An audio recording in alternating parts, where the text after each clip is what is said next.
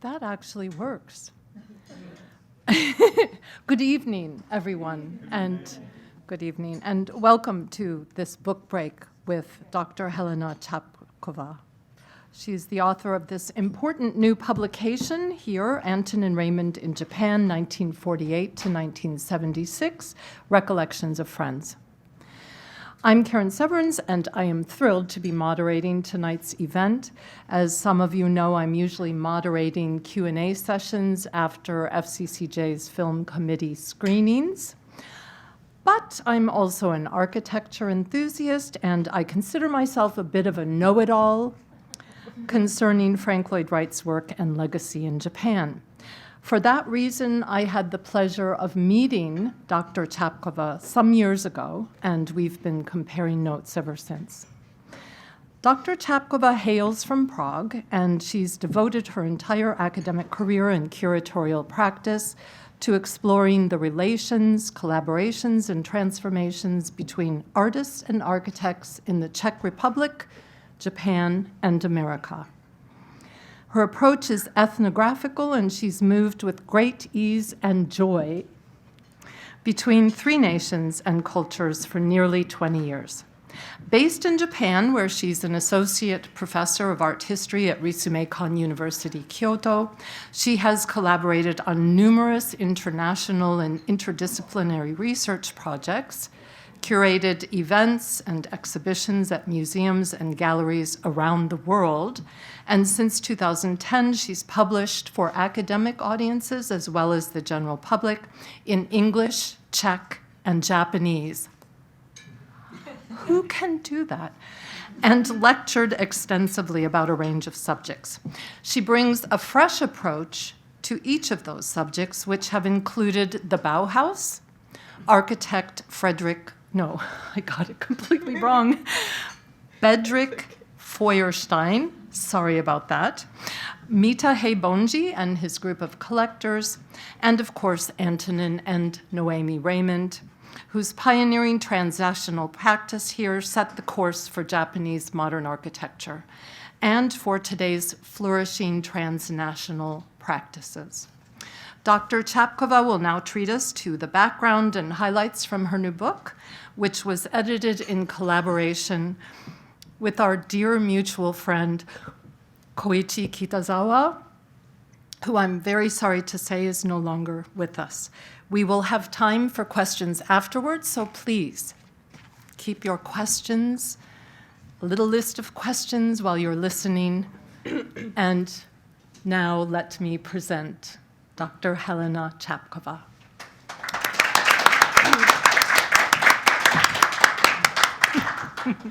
Thank you very much, Karen, for lovely introduction. And thank you to the club for hosting this event via Karen as well. Thank you all for coming. I hope you can hear me well. Hopefully without echo. And yes, I'm thrilled that I can see many of my friends and colleagues, but also people I'm not familiar with, members of the club. It's great to have you here. But I would like to especially welcome people who are more linked with the project, and that is the representatives of the Raymond Architecture Office that is still active in Japan today, which is unique and really confirms what the Raymonds, I should say, but often only Antonin is credited with that, that it still exists in Japan and operates successfully.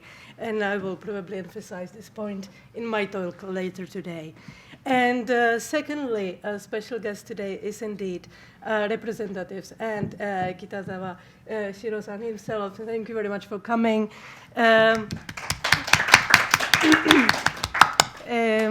Yes, as Karen mentioned, this event was indeed planned with Kitazawa-san. It was supposed to be two of us talking to you about the project, and he was very much looking forward to it. And so today we are celebrating him and his contribution to the book, I guess, as well. So thank you very much for that. And without further ado, this is not a very long talk. I will share my slides because I should also welcome the audience in on Zoom. I know some of you are watching, so hopefully you can hear us and you can see as well. And the talk will be divided. I will improvise, as you can see. I don't even have notes, so a bit dangerous there, but hopefully keeping it lively. And the talk will be divided roughly into two parts. One sketching to you a career of Raymond. I'm sure many of you are very familiar, but some of you may not, and I will emphasize a few points there. And then in the second half, I will talk a little bit more about the book, how it came about, and what you can find inside. And maybe the contents will be tied in also with with the biography of Raymond. And here I'm using a photo. Many of the photos are, I should say, also from Kitazawa collection. He very kindly supported the project that way also. Apart from his knowledge of working with Antonin Raymond and Noemi. And you can see Antonin Raymond is looking at his ceramics. He was a committed artist.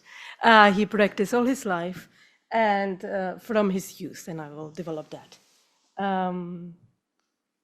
Yes, and this is the book. I will come back to it. So here, again, Antonin Raymond in his older age, in the book, we are talking about the post-war era, and the few versions of his name. Now, this is one of the points I would like to make about studying and thinking, talking about Antonin Raymond and Noemi, is their multilingual practice and life. It's quite astonishing and not that uncommon for the milieu and era, the pre-war and then post-war until the 70s, as you can see, for people to be multilingual and functioning in that way, networking and creating quite amazing connections.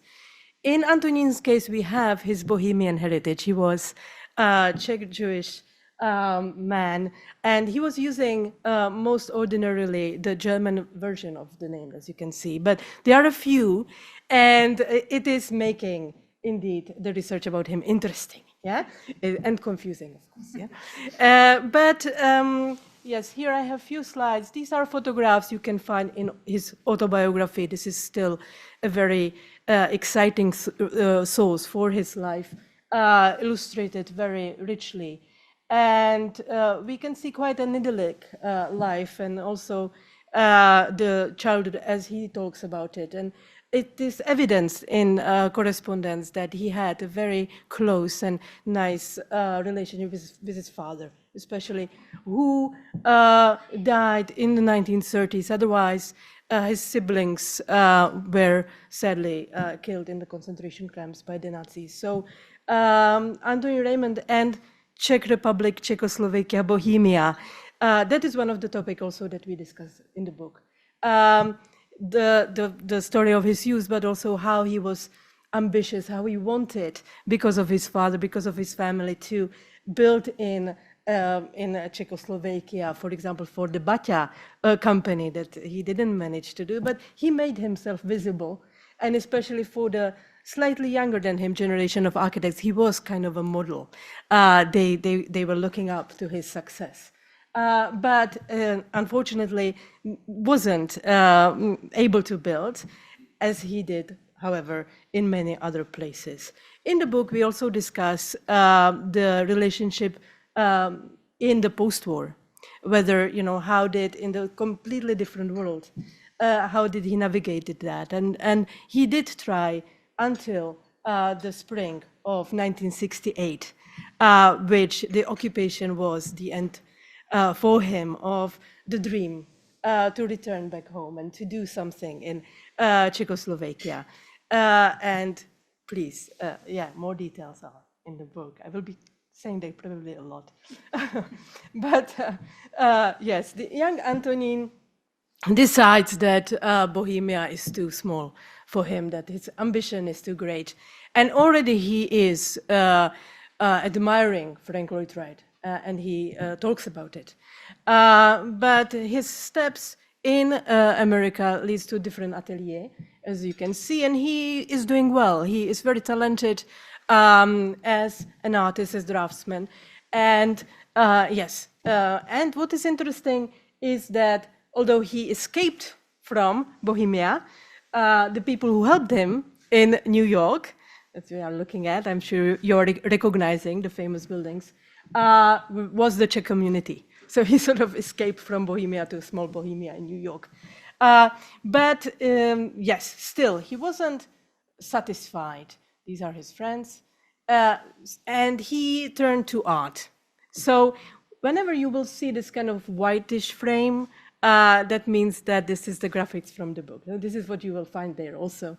And these are some examples of Antonin Raymond's paintings. He also had an ambition to become a sculptor, and he left America for Italy, and he spent some time.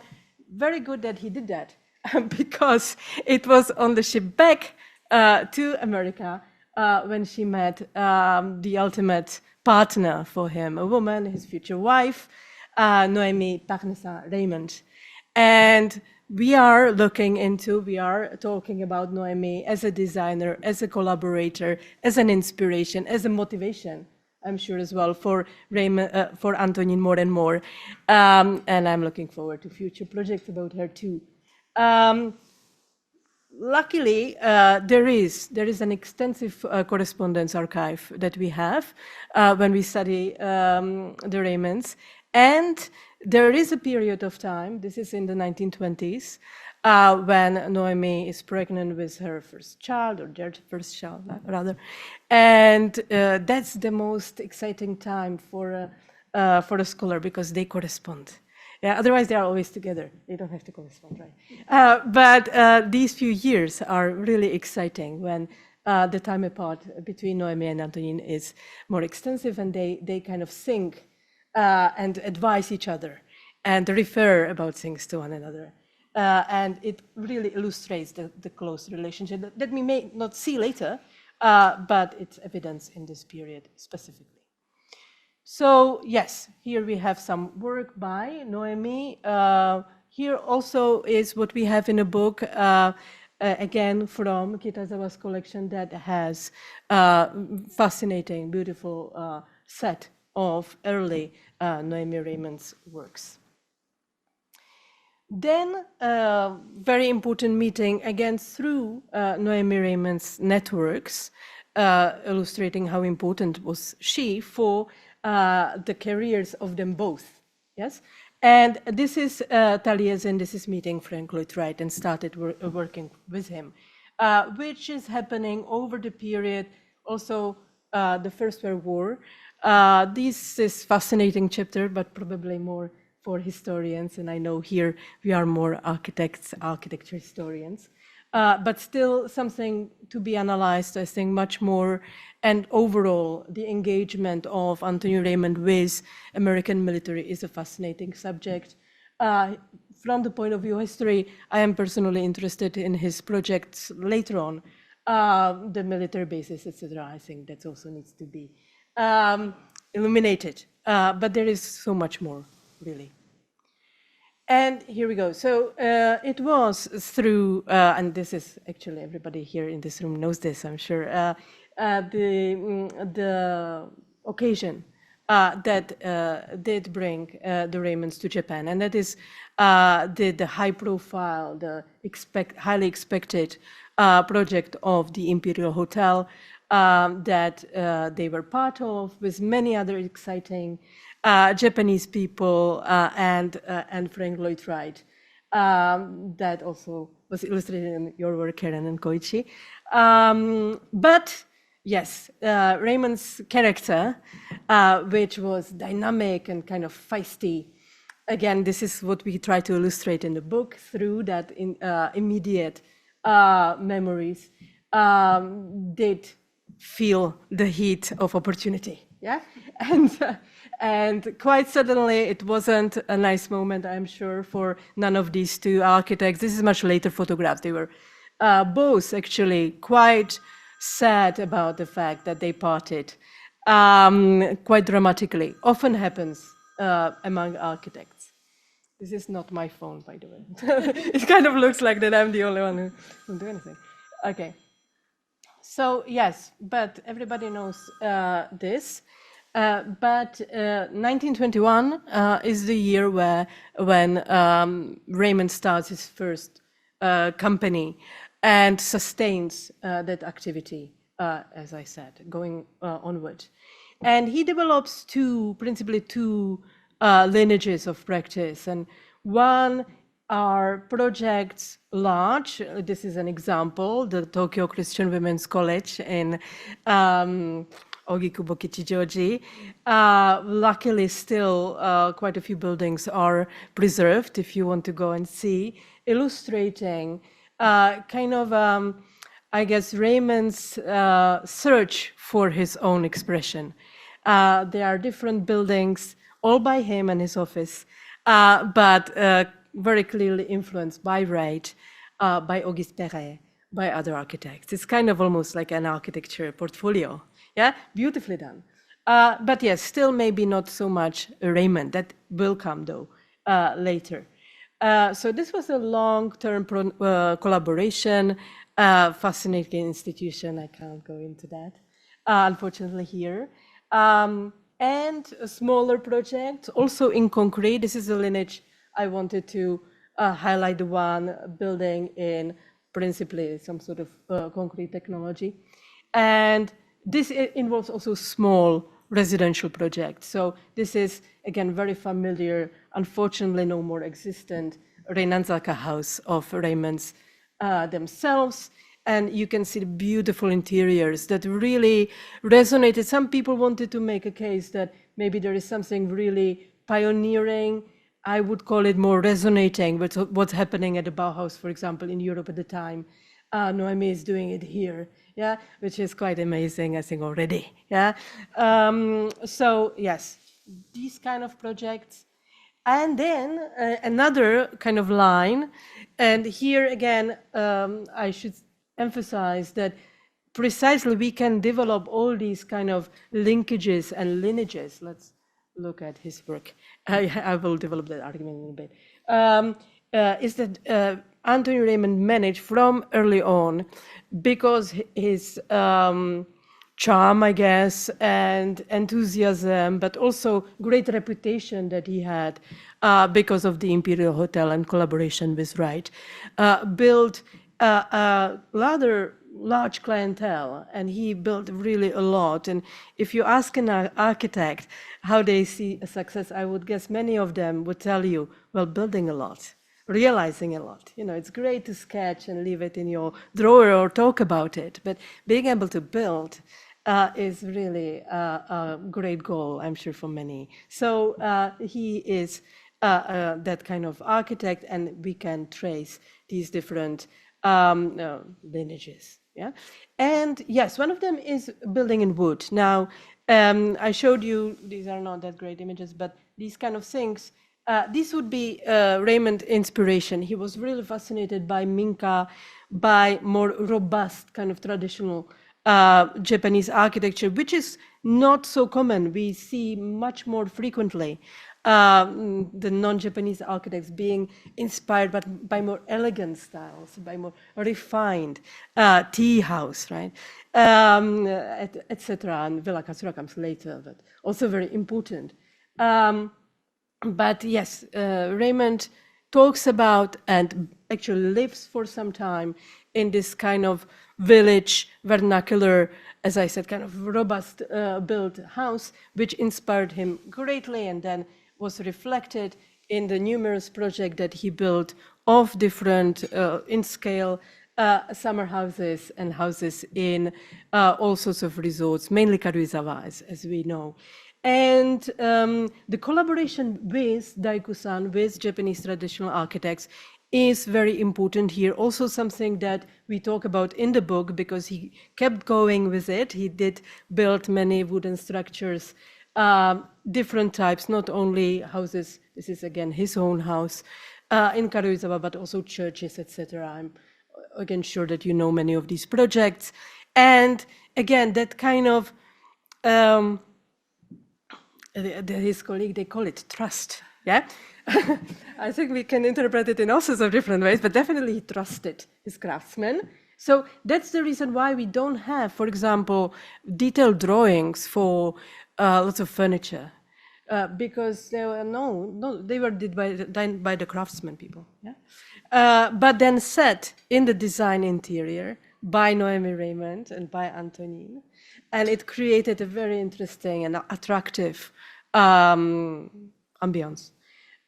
So yes, and the keyword here, I think that is interesting is sustainability. He was also interested in reusing material. These houses are built basically from the waste material or a kind of supportive structures that would be otherwise destroyed by traditional Japanese carpenters, while they were building something else. So Raymond said, look, I'm interested in this material. Yeah, let me have it and let me build something from it in a much simpler way. Yeah, if you look at the details, the construction of these houses, you will see that they don't have this kind of sophisticated joinery and everything. It's just nails, yeah, but not just. It's very beautiful as well. So yes, that's another interesting, I think, moment to think about Raymond and his work. And we have many examples of that. Also post-war, this is the new studio in Karuizawa, and this is a topic that we talk about in the book in the section a conversation with Kitazawa sensei, because he saved this house when Raymond decided to sell. He sold his houses. I already showed you quite a few, and all of them he decided at some point that because there was a war, so he was returning, he had to leave Japan, or yes, there was a reason for, then again, this was later in the career, so no use for the Shin Studio for him anymore. So yes, Kitazawa sensei decided to to save it, and also it is now a house for the collection that the family he has. Here you can see interior, this merging or a type of a dwelling that combines a house, living space, and workspace. This is basically an atelier. Yeah, there were tables. There are still few. They were more, and people would be working here in this space. And then adjunct to this space would be other office space, but also then bedrooms, etc. Right. Here, these are a few slides to emphasize, or to show you rather, Noemi's work. Yeah. So Noemi Raymond, apart from a few years when she was back in New York, and then the only son, was born. Other than that, she was a very active member of Antonin's office. And in the book, there is an interview with her assistant. She would basically lead her own small team, I should say, and had, again, that is coming up more and more from the interviews, quite a key role in some projects, in a sense of what the architecture is going to be like, coming from the inside, thinking about the interiors, but also talking to the clients, seeing what they need, right? So yes, this is kind of research that is currently being done. And here, so that you have an idea, the kind of topics inspired by nature. Noemi was an avid walker. She walked every day, long walks. She was vegetarian. She was an animal lover and also active in animal protection movement. And now we all may be thinking about cats and dogs, but she was also active in protecting, for example, working animals, which was still the case in the interwar Japan. So yes, I can again talk about her for a very long time, but maybe some other time. And this is the photo, very famous photograph of the Raymond office in the 30s, which illustrates one important change. And I would like to argue that this change that Antonin Raymond realize that he needs to do really is behind the fact that the office is still around today, or certainly that it's sustained over the Second World War. And this is that here you really can see only Noemi and Antonin as foreigners. And otherwise what you can see are Japanese architects and a group of especially gifted and architects with transnational experience that were really adding that excitement to the office production. You can see there Maekawa Kunio, you can see there Yoshimura Junzo, you can see Nakashima Joji. Yes, so these were very important people there, and others as well. But dramatic shift from what we see in the 20s and maybe a little bit around 1933 still, and that is basically the top, the architects are Raymond and some American guy or some European guy, and then there are Japanese beneath it. Yeah, so that change. This is the document, and this is how the practice moved onward. Right, and here, but again, I'm sure we are all familiar that Maekawa Kunio then went on doing amazing things. Here, just to illustrate a little bit the war, Second World War for Raymond, two notes here. One is that he was again engaged with American military and was assisting with the battles, the war in Japan. And yes, I think we are all familiar that he was instrumental in educating the affecting bombing strategy, which caused a great destruction, as we know. And secondly, he became more active. So not only that in America, so not only that he would have this extensive practice here with all these different lineages that I characterized to you, but he was also always interested in collaborating and doing business, I think he would call it also, in the States. And the war is really a moment for him when he works also for some time with other American architects in New York, but then liaises with a Slovak colleague, Ladislav Leland Rado, and together they start a company that again is going on all the way until 1980s. Yeah, so very interesting. Again, I'm hoping to do more research about it because I think it's quite important to show the kind of extensiveness of their practice, which nobody really looked into yet. Right, it's illustrated in a number of brochures, how many projects they did together. And yes, a second from a few architects other than Maekawa definitely is Yoshimura Junzo, who is also mentioned many times in our book because he was also being with the Raymond and the office for a very long time as an employee, but then as a friend and collaborator while having his own practice. He was engaged with the architecture department at Academy of Fine Arts in Tokyo and was, again, very, instrumental in finding and recommending talented students to the Raymond office. So Naito Tsunekata sensei, who we also interviewed in the project, in detail talks about how this recruitment process was happening for him, and thanks to Yoshimura Junzo. Again, I can talk a lot, but I need to move to the book, really. Yes, here, a little bit about the restart of Antonin Raymond and his office after the Second World War. Very typically Raymond style. Antonin Raymond himself sends a letter to General MacArthur and says, look, I have this great experience with Japan. I can be very helpful to you. And he literally kind of offers, and he says, of course, yeah, great.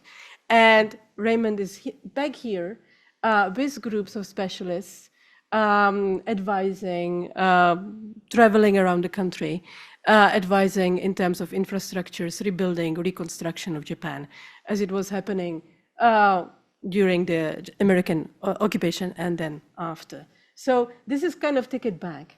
But of course, he has his loyal friends, I should say, and employees waiting, and they very quickly, and this is in the first interview with Ms. Godai, who worked with Raymond from this early point. She remembers in detail who exactly he was meeting and who he was working with and what was the beginning for him, or the second beginning in Japan for him. And why we are looking at this amazing architecture by the trio, Maekawa, Sakakura, and Yoshimura, is to illustrate maybe the influence, the kind of what structures or what Raymond does here. Really, architecturally, we are kind of almost on different planet, yeah, if you compare it with the project that I was showing you in the interwar period. But this kind of sleek, simple post-war modernism from America is beautifully, I think, encapsulated in this very important award-winning project of Reader's Digest. And now, you know, when you look back to the iHouse, you can see, you know, it is not so far from it at all. And there is a number of other projects, and these are indeed discussed in our book because it is mostly interviews with people who collaborated with Raymond in this period of the 50s, 60s, and 70s, where these projects were built, such as the Gunma Ongaku Center in Takasaki that we are looking at now. So I still have a few minutes, so let me tell you a little bit about why this book. So really, it came from a very pressing feeling of me as a researcher to capture the detail that I knew we still have in the memories of these collaborators, but also the knowledge that we will not have it that much longer, and for multiple reasons. People simply, from some point on, don't want to talk about things anymore. You know, it's not that they don't remember or they are not fit anymore. Or, you know, there are all sorts of different relationships. And secondly, and this is also why maybe this book has these chapters and it's quite extensive, is that what I was really trying to figure out how to get these collaborators, and we have 4 chapters, we have 3 singular interviews, and then we have 4 people talking together. So it's a group discussion at the end. And I was trying to figure out the method of getting the details that maybe they have never talked about before. Because, I don't know, some of you probably did, I suppose, interviews, and maybe with some sort of witnesses or collaborators, etc. Maybe collaborators with famous people. Yeah? And often what happens is that these people have their version.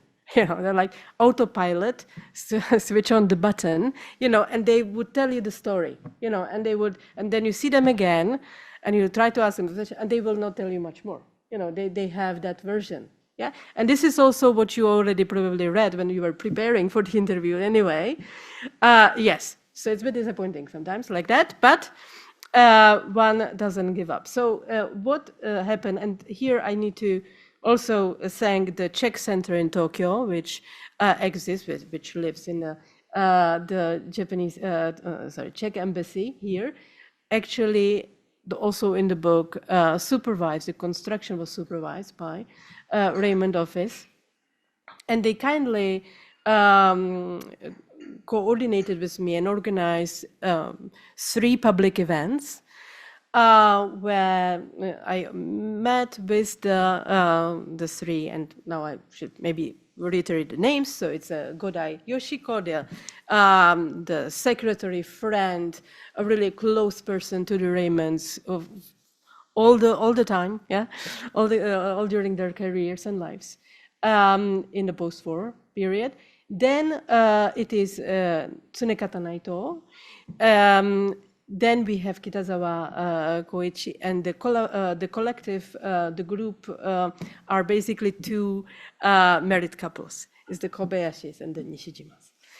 And so I met with them in advance, looked at their archives, prepared PowerPoint, and told them, we will talk about this, that, and the other. Just the main projects during the time that they were with the Raymonds. So they were not, basically, they were not really prepared. Yeah? And then you had the public event factor. Yeah? So they are in front of the audience. So I have to say it worked pretty well. And mainly, everybody enjoyed it. Yeah? They really enjoyed it. It was, the events were very friendly, open. People asked questions as well. Questions we recorded. The event and then produce the interviews that you can see in the book and illustrated it with their archives, which is very clear because, for example, Naito sensei has very few photographs because he simply didn't have any archive. I was asking us, like, do you have any photographs of this person or the other? I said, no. I only have these few photographs here. And then he had his Takeshita Dori office was full of books on any plants and any tree you can think about because he was a landscape architect.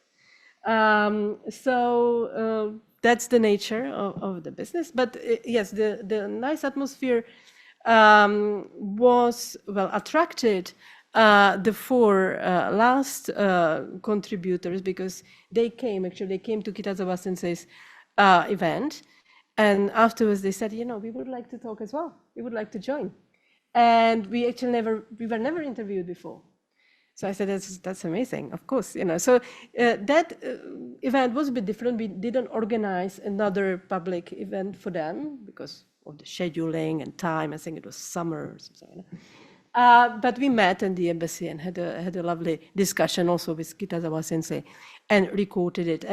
And the last discussion is exciting precisely because you get a lot of details about collaborating with Noemi Raymond, because one of the ladies, Kuniko Kobayashi, was her assistant. Also, another big topic in that one in particular is learning about the story of the Czechoslovak embassy and how the Raymond office really, what role did they play, because Mr. Nishijima was actually the supervising architect of the project.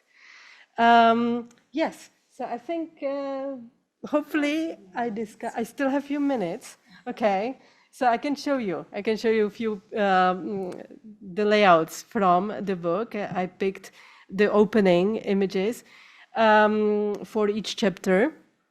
In the book also we have sections with images only, because we were again trying to figure out how to use that amazing opportunity to have so much archival material available. So this is Godai Yoshiko, and they are at the construction site of the Gunma Music Center. Yes, I should also say the strange language that you're seeing. Yeah, so you can see Japanese, yeah, and then you see strange language. That's Czech, and it is there because we actually produced this book in Czech and Japanese, which is a very obscure undertaking. Yes. I am obviously not as entrepreneurial than as Antonin, but it felt important because of the circumstances, because of the fact that in Czech we don't have much on Antonin Raymond yet, as well in terms of published research. So we decided to do this version with the plan on realizing a Japanese-English version later on, which is what you see here, right? Yes, this is Tsunekata Naito Sensei. His contribution, he talks about it in the book, and the main project, he didn't spend, it was few years that he worked as a full-time employee for Raymond. Again, he would collaborate on projects with Raymond, with also Yoshimura Junzo later for decades. But yes, Gunma Ongaku Center was the project key for him, and namely this staircase that you are looking at. This is his design. What happened to him? I already mentioned he was a landscape architect. He decided to go and travel in California to the States. And this is also, I thought, quite interesting addition to the book, but also to the landscape of architecture history of the time, the connection with the States, and also him studying in Berkeley, but also then interacting with second-generation Japanese architects in America, which is a topic, again, that I think needs more exploration. Yes, here we have Kitazawa Sensei. For him, the maybe main, again, project would be the Nanzan University in Nagoya. This was another major project for Raymond. He did a lot of work for universities. At times, he designed, as we already saw, in the pre-war, the whole thing. But many times he would have a commission of one building or extension or renovation, things like that, for many different universities here in Japan. Nanzan, again, was that kind of designing the whole plan, whole campus, which is quite extraordinary. To this day, there are some changes. I don't know how familiar you are with the campus, but certainly the university is very proud of having Raymond as an architect, and I believe next year there will be jubilee celebrations of this fact. Yes, and this is the last chapter and discussion among the group that we illustrated. No, I have only this, by interiors, and even a very fascinating scrapbook that Ms. Kobayashi has, and that illustrates, and it is illustrated in the book, her collaboration with Noemi. Raymond. Yes. So I think here I will end my speech, and I hope you have many questions.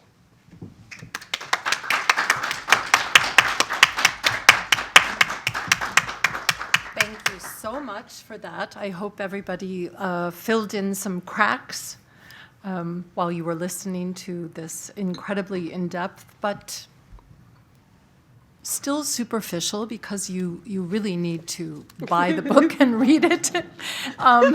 It has so many fascinating facts that even an expert like myself had no idea about. And so it's a real thrill to read it. I wanted to ask, before we turn it over to audience questions, I wanted to ask about this, what's happening, not only, of course, in the architectural world, but everywhere, this reframing of the role of women, because as we know, behind every great man, there is an even greater woman. And they never got their due before, but now you and others are helping people like Noemi Raymond get their due. What is that coming from? I mean, and why did Ms. Kobayashi not ever say before? You know, were the questions not framed properly? Did people not say, well, Noemi was always there, and we know that she was this great artist, and of course that she was making fabrics and other things, furniture and so forth? Yes. I think there is a great shift in the kind of narratives that we want to read, I think, or we want to know about. And I think that that kind of modernist great master narrative of that amazing guy, and it could be a woman, but, you know, it's one person, you know, one hero. And you kind of want to read their story and want to kind of admire, and it seems like they all do it by themselves, you know, which, of course, it's impossible. But it was kind of a story that we wanted to read, and that was written.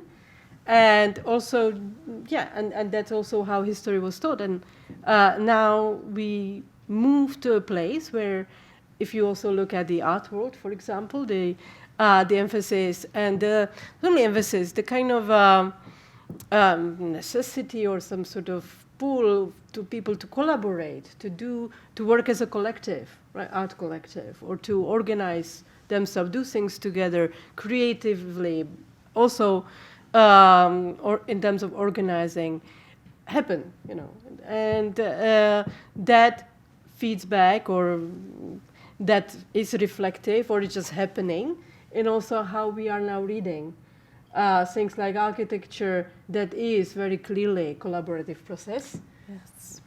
It's but yes, we are no more maybe even interested in that kind of one person's narrative, and we want to know. We want to know, what were the other people? How does it work? About the process, and who were they? And maybe then you hear, well, actually, so and so did this amazing staircase. Which is like the the jewel of that building, yes, in fact, is. Or indeed, and they are women. But I think it's not only gender; it's really that kind of people in the background. Well, also the other ethnicity assistants. in this case. Yeah, because it is. When I was doing research on Frank Lloyd Wright, I was stressing that actually all these men who worked with them, because it was mostly men plus Noemi Raymond, were Japanese. And I think people didn't really care about that so much anymore, so I hit that at just the right time. And now transnational studies are all the rage, if you don't mind my saying so. Yes, yes. And look at what we are doing now because of you with Antonin Raymond, Antonin and Noemi Raymond. Yes, yes. So, but of course, this kind of and I don't think it's new, but this kind of different approach, of course, it's challenging because we don't have, we often don't have evidence. The records were not kept. People didn't sign the drawings, or we just know the project with that big name attached. So it's a detective work. Now, if we are talking about people like here with Raymond in the post-war, that we still can ask, and we can ask few people, and we can verify. I mean, this is also something that I try to do in the book, this kind of Rashomon effect, to ask same questions about same project and see what's come up, like where the yes, like that. But so you do that as a researcher, right, to kind of see. But yes, it's tricky. I mean, with Feuerstein, that was one of the tasks, because Patrick Feuerstein, one of the collaborators of Raymond in the late 20s, he came to work with him under the promise that he become the partner with his name on the with his signature, which never happened. So for me, it was exciting because by the time I did this research, I knew his kind of handwriting. So even like if there was a one, I could say it's by him, numbers and stuff. But also like style or sensibilities, I could kind of figure out and start working on what projects probably were under Feuerstein, and then of course did more, gather more evidence, etc., etc. But yes, sometimes this is great challenge that we only can speculate. Yeah. And just, it's important, and everyone, of course, who's involved in any kind of historical documentation knows we need to talk with people before it's too late. So, yeah, to keep the record. Yes. That's true. So, I know that you must have questions. We have 2 microphones on either side. We also welcome questions from those of you who are watching on Zoom. Ah, yes. So, please raise your hand if you'd like to ask a question, and then please tell us who you are when you come up to the microphone before you ask your question. Yes, Thomas, would you like to start?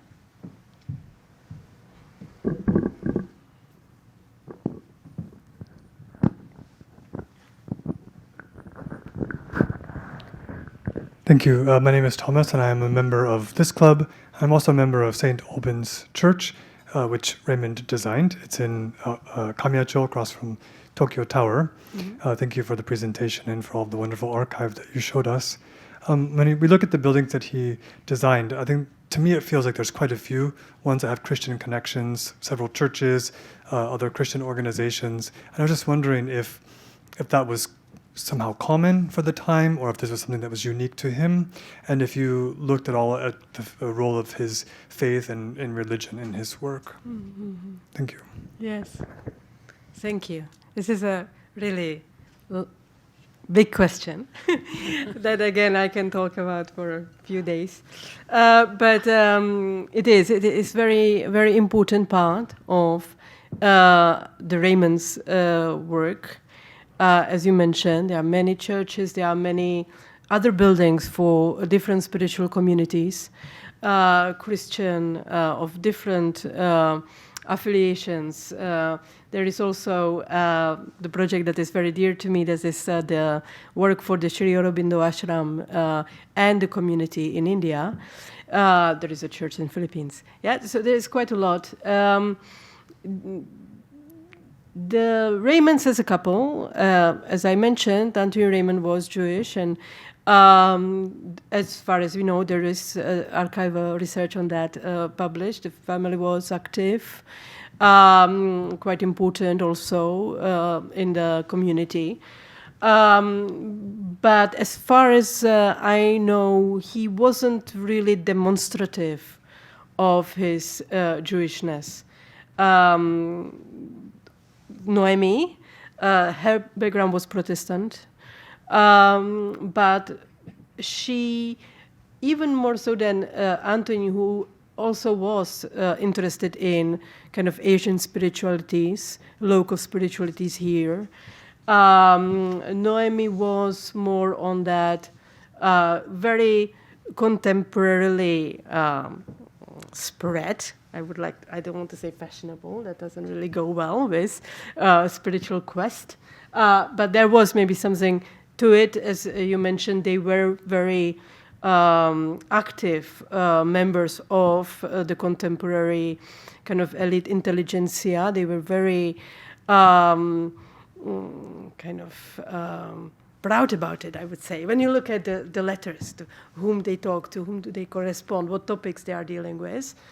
And so very kind of connected, also not only with people here, also in Japan they were connected with people who were interested, who were who felt that needed that kind of conversations, but also with the kind of expatriate community, let's say, or foreigners active here in Japan of the time, but then they were also connected to the French intellectual circles and the similar people in New York. So it was that kind of network of the time. And one of the common features, I guess, was that they were trying to figure out something new spiritually that would kind of fit their lifestyle too, but kind of questions that they have. For example, for Noemi, she was really invested in the kind of gender, the dynamism between men, women. She was kind of very shyly questioning emancipation. I wouldn't call her feminist, but she was interested in that kind of dynamic and participation of women in a public activities. Anyhow, but back to architecture. So yes, there was this question also related to Christianity and developing a new or alternative spiritual space for church as well, for the communities also you are part of. But what is also fascinated that and that documents how invested the Raymonds were into this subject, that they kind of kept going with this topic also in the post-war. And after all, the seminary in Nanzan or attached or part of Nanzan University is a great example how, because this is after the Second Vatican Council, and when the worship changes, right, and everything, and this spiritual space really quickly reflected dynamically, which I thought is interesting, or it is an evidence that this was a kind of ongoing project for the Raymonds. So yes. Next question.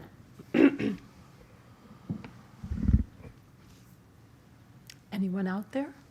Has everyone seen an Antonin Raymond building? Yes? Please raise your hands if so, because, actually there are, they designed and built 400 buildings. That's a lot.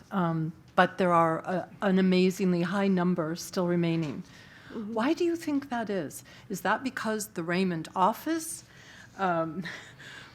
wanted to make sure that their legacy is preserved, or is that for another reason? Well, I'm sure that the office is very proud about the legacy and so on. But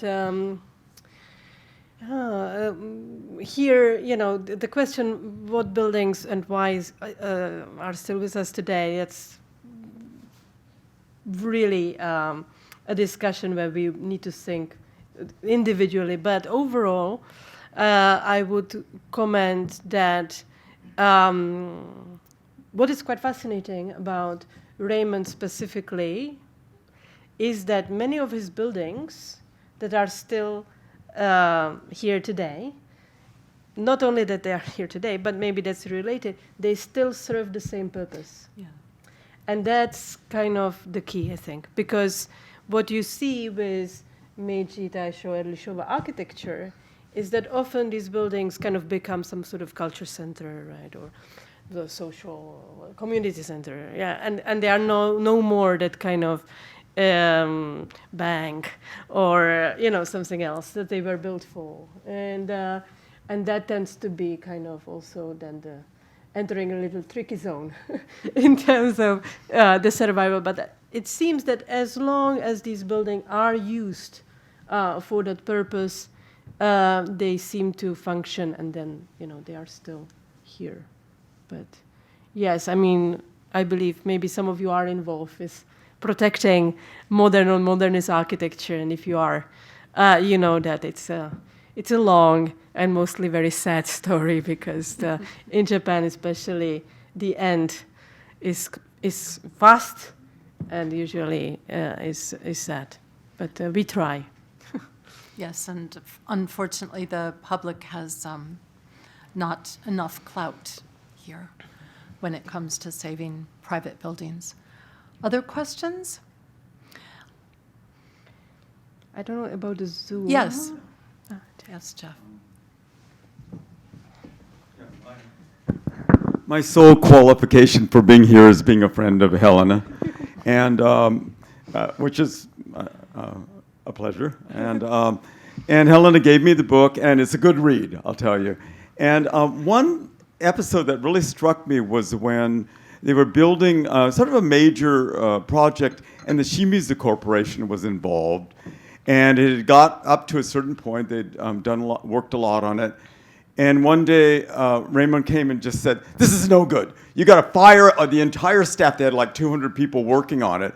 Fire them all. Bring some other people. You got to completely redo this. And it turned out, was it Okizawa-san? Was that the person being interviewed? Kitazawa-san. Yeah. Okay. Yes, and he said, it turned out, he was sort of shocked at the time, but it turned out that Raymond was right, that there was something fundamentally flawed about this. So I don't know if this is a valid question, but how does somebody acquire, or how did Raymond acquire that kind of architectural instinct, that intuition? How did that develop? Or is it just something he came in with? What do you think? Yes. I think it's more maybe about his confidence. I think it takes quite a guts, no, to do that kind of scene. And it seems, again, according to the testimonies we have, that he was that kind of guy, but also he had high standards. And he was always striving for perfection, and that was the way to do it, right? And this is a concrete thing. I think it's a Guma Ongaku Senta. So yes, I mean, if you have if it's done wrong, ultimately it will fall apart. So it was quite important. I don't know if he did have to fire everybody from from the project. Probably the solution can be just talking, and solve and change. But yes, who knows? Maybe the gesture was needed, to make people to do it properly. Do you think that he got along well with these big corporations, or were they okay with working with somebody at the kind of high voltage like that? Yeah. Well, again, I mean, I wished I was the fly in the room when it happened. But yes, I mean, Raymond and his office managed, as also Karen mentioned. I mean, only the sheer kind of number of realized project was, and still is, something impressive. That is kind of, as an architect, you say, look, I built this and the other, and so much of it, you really can trust me here. I know what I'm doing, and he built it himself, but also, the credit he received from collaborating with Wright was major. I mean, that was really the kind of the credit and the kind of then confidence that he could offer to the clients. Yeah. Thanks. Thank you. Thank you. More questions? I have a question that's always bothered me about this couple. So they were here for like 40 years. And they worked on 400 buildings, and they worked with everybody, all different kinds of people, starting architects, who could barely hold a compass, and big corporations. Is it really possible that they didn't speak Japanese? You have this myth out there that, oh, well, I had to be their interpreter on these sorts of things. It's not possible, is it? And then in your book, this is addressed, and people are disagreeing. So, what do you think? Yes. Yes. I mean, as the Rashomon effect showed, we are not sure, and this is maybe there will be another evidence, in the future, another letter, maybe written by Japanese and by Antonin or Noemi or both, that will show that actually they both were pretty proficient speakers and Japanese language users.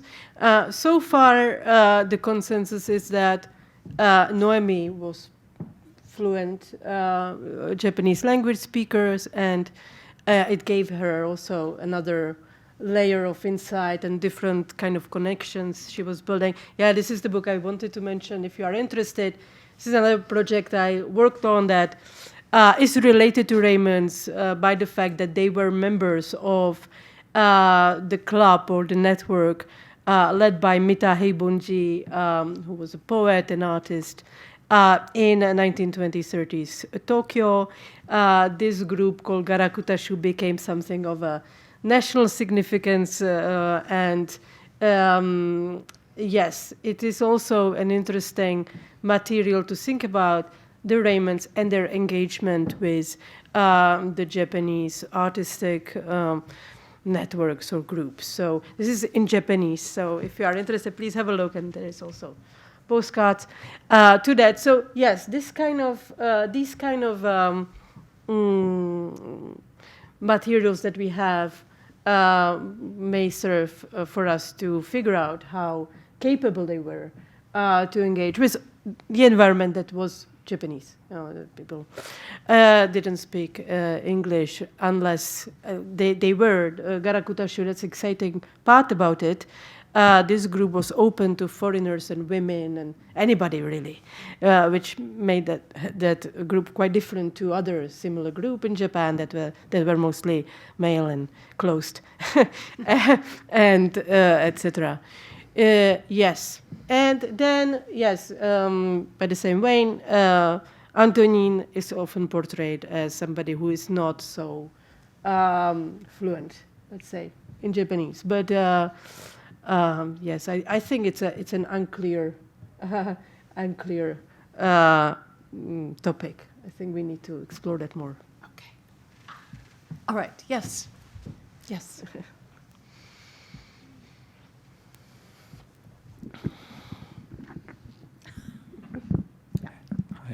Hi. I had a very, well, first of all, thank you so much for the amazing presentation. So really impressed, and it's so great to learn more about this architect, which I knew very little about myself, but I saw the church in Meguro, when I was here. My name is Luca. I had a very quick look through the publication, and I got this very, very quick impression in terms of how the material is collected and distributed. I haven't read one single page, but there is something about the economy between the text and the images, which seems to create a very interesting flow. So first of all, I'm very looking forward to just dive deep into the book, but I wanted to ask if you had any role in the sort of articulation of your research in book format, which is often a challenge, especially when you deal with this kind of scope of information and material. So if you had any participation in that, and also how did you experience that passage from research, making, and encounters to the book format? Thank you for the question. Now I can reveal maybe something about my own character, that I am probably incredibly stubborn individual. Yes, that's kind of was driving this project a great deal. But yes, I was definitely involved in the ways this publication is structured and illustrated, or how the material was used. This is also the case for some other publication I was working on that shared the fact that we had a great access to a vast collection of material, which was the case here also. In the other catalogs I was working with, museums that had like massive font for that architect, for example. Now I'm doing something similar. So I feel responsibility to show that material to like maximum, because I know that it will never happen for these people. Like nobody will write another book about some obscure Czech architect that, yes, okay, National Museum has a massive collection for him, but, to do another project, to write a book and to maybe show another few different illustrations, that's probably not going to happen. So, yes, to kind of figure out ways in terms of how one structures the chapter with different topics. So again, it creates an opportunity for different material be showcased. So to introduce a section where very nerdy drawings will be concentrated, but it will make sense. It will be kind of that kind of supplement, or etc. I can go on. But yes, here also this is principally apart from a couple of essays, texts. These are interviews, right? So we were kind of looking for opportunities to how to tie the archival material with the text. So I thought it was important not to, for example, be violent. As I said, Naito Sensei didn't have an archive, so kind of introducing too much of material just didn't feel appropriate. Yeah? But then, with the few sections that we have that are only illustrations, again, we are trying to, or figuring out the topics and the kind of framing. So again, we can have as many illustrations as possible, basically. Yes. We have just about run out of time, so I would like to ask one final question. It's a terribly important one, of course. No pressure. Among the architectural projects that were collaborated on by the Raymond's friends from 1948 to 1976 that are still available to view, which do you think are most important to recommend that people see? Yeah. Definitely some of the churches. Yes, the St. You Albans. will welcome people Yeah, at St. St. Albans. Albans. We have two St. Albans and St. Albans. Then venturing to Karuizawa and see his projects there. There are quite a few. Sadly, one kind of needs a car. That's the nature of Karuizawa, to kind of see them all. But that is great to see. Again, this is the topic that is not so much talked about, but the Raymonds had or have had national or nationwide presence. It can seem that the projects are kind of concentrated in Tokyo and the kind of obvious locations where the foreigners were, whatever, like that. But it's not true, and there are actually quite a few interesting projects in Kansai, quite a few schools that, if there is an opportunity, I would recommend to see. And yes, the Nanzan, the seminary, I think it's beautiful. Late piece. Which is Nanzan near Nagoya. University. Basically in Nagoya. Yeah. And not Gunma Music Center. Yes, well. Okay. Well, that is not in Japan, but definitely if, again, you happen to be in in Takasaki. In Pondicherry in India, the Sri Aurobindo ashram, the dormitory is absolutely a fantastic building, and it is possible to, you need to do some arrangements beforehand, but it's possible to visit and even stay. Just a quick one. Okay. Did you do anything in New York City? Yes. There are actually many. This is kind of a research that needs to be done, because the Raymond Rado, they built a lot of very uninteresting looking building, unfortunately, but they are still there, so. And also, of course, during the war years, they went to New Hope, Pennsylvania, and there is a lot there too, so it's not just in Japan. Thank you so much once again, Helena Čapková. And we have a one-year honorary membership to FCCJ, so we hope that we can see more of you. Please do come back. Thank you. Thank you so much. And of course, the book is available for sale out front. So, and I'm sure that you wouldn't mind signing a few copies if that were the case. And thank you all for coming tonight. Thank you for your questions, and we hope to see you again as well. Thank you. Thank you.